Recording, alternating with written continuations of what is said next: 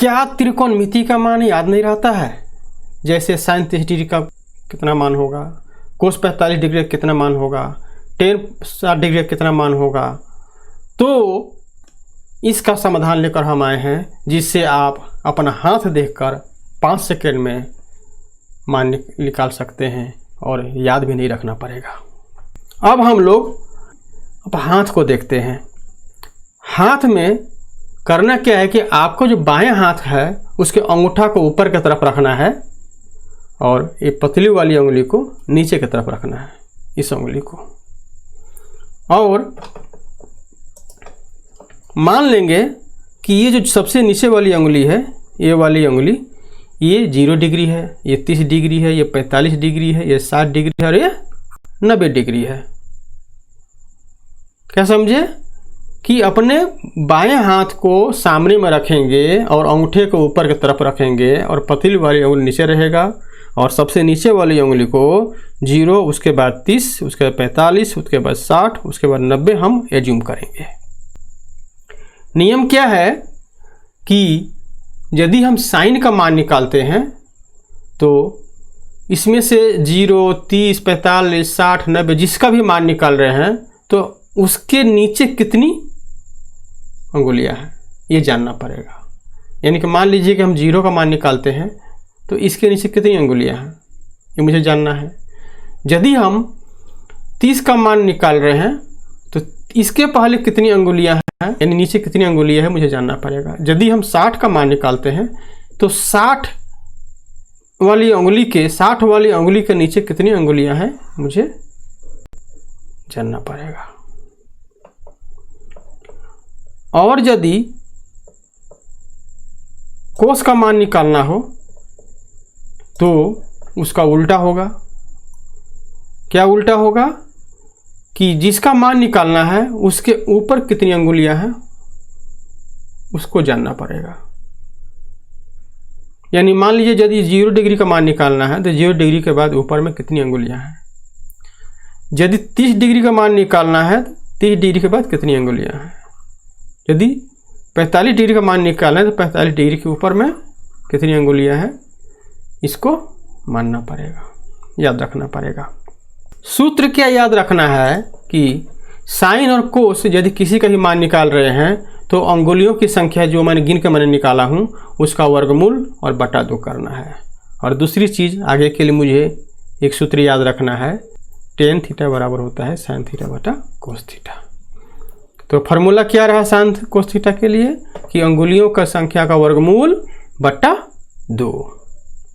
तो चले हम सबसे पहले साइन में 0 डिग्री का मान निकालते हैं। तो साइन 0 डिग्री में मान निकालना है तो हम लोग क्या करेंगे कि देखेंगे कि इस उंगली को 0 डिग्री मैंने माना हो तो इसके नीचे कितनी अंगुलियां हैं, यानी इसके पहले कितनी अंगुलियां हैं।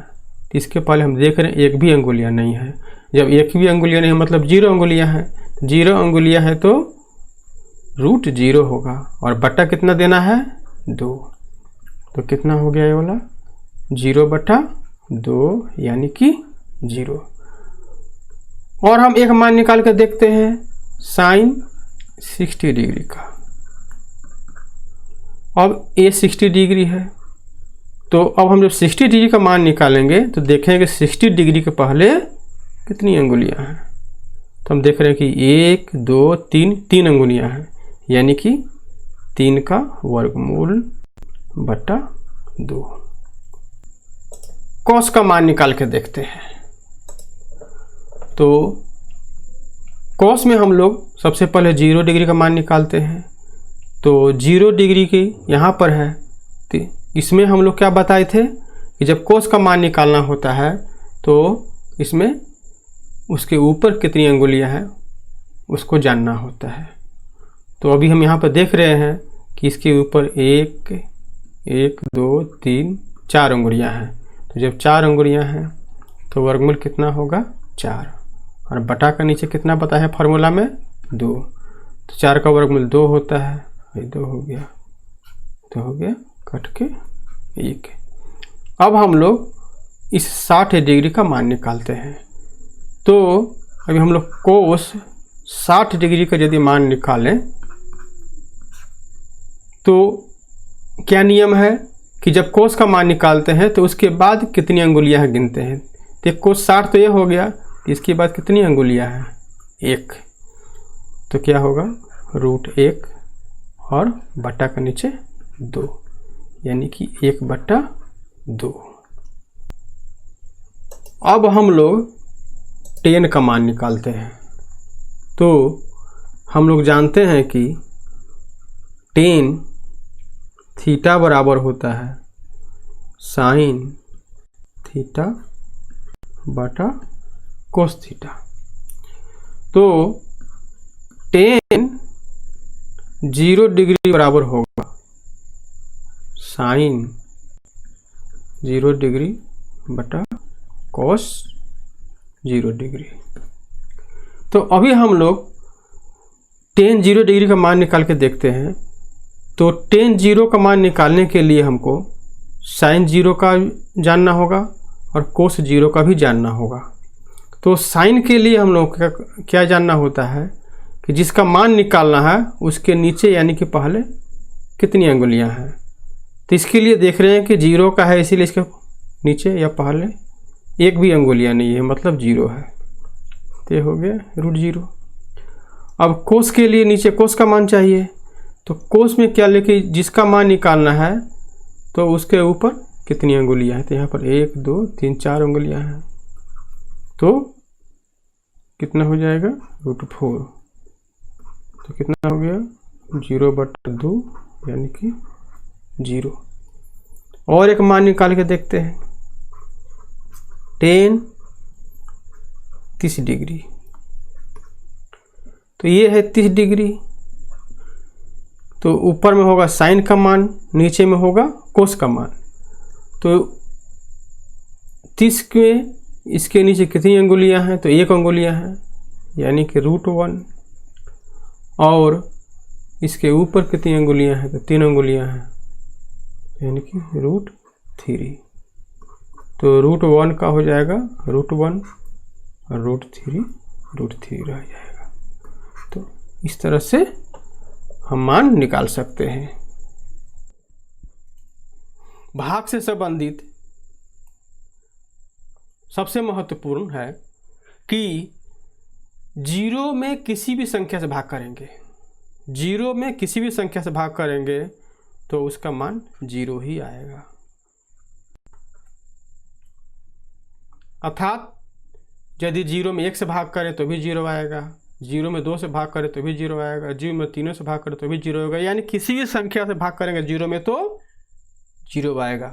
लेकिन यही यदि उल्टा हो जाए, 0 से भाग हो, क्या हो 0 से भाग हो, तो यदि हम 0 से भाग देते हैं किसी भी संख्या में तो वो अपरिभाषित हो जाता है। कहने का मतलब है कि यदि 1 में 0 से भाग दें या फिर 2 में 0 से भाग दें या 3 से 0 से भाग दें या 4 में 0 से भाग दें तो वो अपरिभाषित है, अनडिफाइंड है, इसका परिभाषित नहीं है ये। तो हम लोग क्या लिखेंगे, ये 8 को उल्टा करके मान लो ऐसे लिख दें तो ये हो जाएगा। और √2 और 2 को यदि सिंप्लीफाई करना हो तो कैसे करेंगे। √2 और √2 लिखेंगे, नीचे वाले को कट किया तो हो जाएगा बटा √2। इसको मैंने इसलिए कराया ताकि जब हम करेंगे सवाल तो आपको इस सहूलियत होगी। तो अब हम लोग साइन का, कोस का और tan का मान निकालना सीख चुके हैं। तो अब इस फॉर्मूला का प्रयोग करके हम लोग कोसेक, सेक और कोट का मान भी आसानी से निकाल सकते हैं।